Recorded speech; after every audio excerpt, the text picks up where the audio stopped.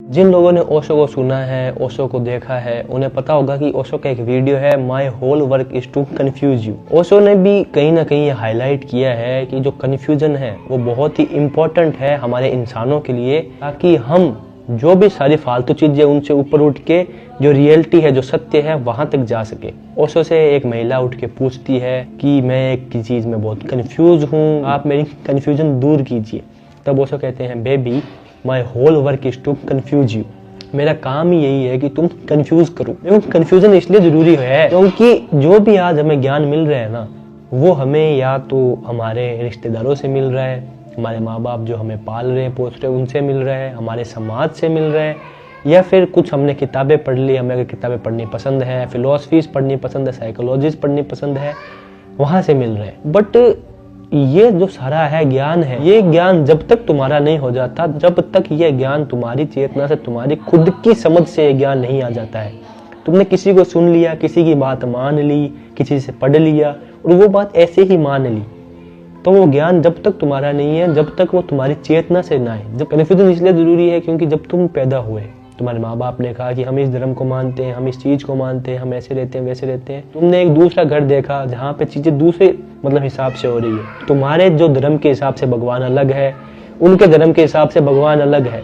तुम थोड़ा और बड़े हुए, तुमने और लोगों को देखा, अब उनके एकदम है अलग अलग, तुम थोड़े से हो गए कंफ्यूज। अब यहाँ से तुम कंफ्यूज हुए तो तुम्हें लगता है यार ये तो सही चीज नहीं है, मुझे तो हर चीज के ऐसे ऐसे जवाब चाहिए, मुझे तुम ही सब बता दो, मुझे दूसरे लोग ही सब बता दो। बट जब तुम हुए कंफ्यूज तो तुम्हारे मन में ये एक चीज जागी कि मुझे जानना है कि सत्य क्या है, मुझे जानना है कि क्या है ट्रुथ। तुम उठे, तुमने उठाई फिलॉसफी, तुमने उठी वेस्टर्न फिलॉसफी। वेस्टर्न फिलॉसफी ने कहा कि भाई सब कुछ यही है, दिमाग ही है। दिमाग पे ज़्यादा जोर दिया, कुछ ने किसी ने और बोला, थेल्स ने कुछ और बोला, जो सोक्रेटिस ने कुछ और बोला, और हो गए कंफ्यूज। तुमने उठाई फिर इंडियन फिलॉसफी, जो नो की नो फिलॉसफीज है, जो चालू होती है वेद से और जो एंड होती है वेदांत पे, तुमने वो पढ़ी, तुम और हो गए कंफ्यूज। क्योंकि वहां पर नो की नो फिलॉसफीज अलग अलग बात कर रही है, और वो अलग अलग बात करने के साथ साथ एक ही चीज पे अलग अलग बात करते हुए वो हर चीज में सही सही फील हो रही है। मतलब सारी अलग अलग बातें कर रहे हैं, बट सारों की बातें ही मुझे सही सही फील हो रही है। तुम्हारा दिमाग और घूम गया कि भाई मुझे इसकी बात भी सही लग रही है, उसकी बात भी सही लग रही है, पर मेरा सवाल तो एक ही था ना, तो मुझे इतने सारे आंसर क्यों मिल रहे हैं। तुम थोड़े और हुए कंफ्यूज, तुम और डीप में जाते हो, तुमने उठाई और डिफरेंट टाइप की फिलोसफी, अब तुम थोड़े और हो गए कंफ्यूज। अब तुम इतने हो गए कंफ्यूज कि तुम्हें अभी भी जो सत्य है, जो है ट्रुथ है, उसका पता नहीं लगा है कि मैं कैसे जीऊं, क्या है ये रियलिटी, क्या कहाँ से ये आया है, क्या है असली में गॉड, क्या जो भी तुम्हारे सवाल थे, तुम उससे अभी तक संतुष्ट नहीं हुए हो। बट कंफ्यूजन क्यों इंपॉर्टेंट थी, इस पूरी अगर कहानी में तुम्हें समझ में आया हो तो तुम एक चीज समझने लायक हो। तुमने जितनी चीजें भी पढ़ी, तुमने ये जाना कि हर किसी के जवाब अलग अलग है। अलग अलग होने के बावजूद, डिफरेंट होने के बावजूद भी तुमने उनसे कुछ ना कुछ सीखा। तुम्हें ऐसा फील हुआ कि भले इनकी बातें अलग अलग हो एक ही बात पर फिर भी इन सब की बातें एकदम सही है। तो वहां से तुम्हें ज्ञान मिला कि मुझे कभी भी किसी भी एक विचार के ऊपर अंधभक्त नहीं होना है। मुझे कभी भी किसी भी जो विचार है, अगर मैंने कोई ज्ञान प्राप्त किया है तो मुझे कभी भी ऐसे मान के नहीं बैठना है कि जो मुझे पता लग गया है वही एकदम पक्का है, वही एकदम सही है और बाकी चीजें सारी गलत है। क्योंकि तुम्हें ये अब पता है कि ये चीज जो मुझे आज पता लगी है वो एक ज्ञान का सिर्फ एक पार्ट है। और भी ऐसी बातें हैं जो मुझे नहीं पता है, और भी ऐसी आइडियोलॉजीज हैं जो इससे भी बेटर होगी, और भी ऐसे लॉजिक्स हैं जो इससे भी बेटर हो सकते हैं, और मुझे उनको भी जानना बाकी है।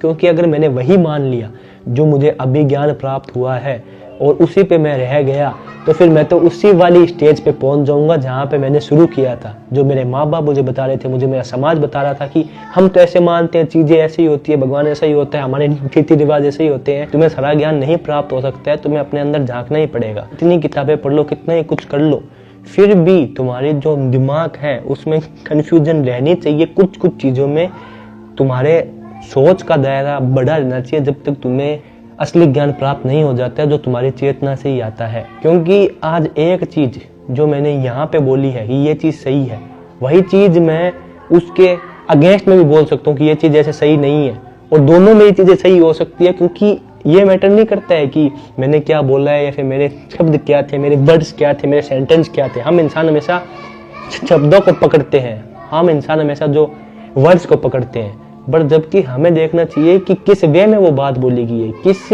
वे में वो बात मुझे कही गई है। कन्फ्यूजन ये नहीं है कि मैं क्या बोल रहा हूँ क्या नहीं बोल रहा, कन्फ्यूजन ये है कि तुम क्या समझ रहे हो, तुमने जो गॉड है उसकी डेफिनेशन क्या ले रखी है, मैं क्या बोलना चाह रहा हूँ। मैंने जब बोला कि भगवान नहीं है तो मैंने किस वाले भगवान, तुम्हारी किस वाली डेफिनेशन के लिए कहा है। और जब मैंने बोला कि नहीं, जो भगवान है वो एक एनर्जी है, तो मैंने किस वाली भगवान वाली डेफिनेशन के लिए बोला है। जब तुम इतनी डेप्थ में जाओगे, जब तुम इतने डेप्थ में सोचोगे कि ये बंदे का बोलने का क्या वे था, इस बंदे ने किस मतलब के लिए बोला है, इसने क्या बोलना चाहा है, जब तुम इतनी डेप्थ में जाओगे तो तुम्हारे अपने आप जो कंफ्यूजन है वो सॉल्व होनी स्टार्ट हो जाएगी।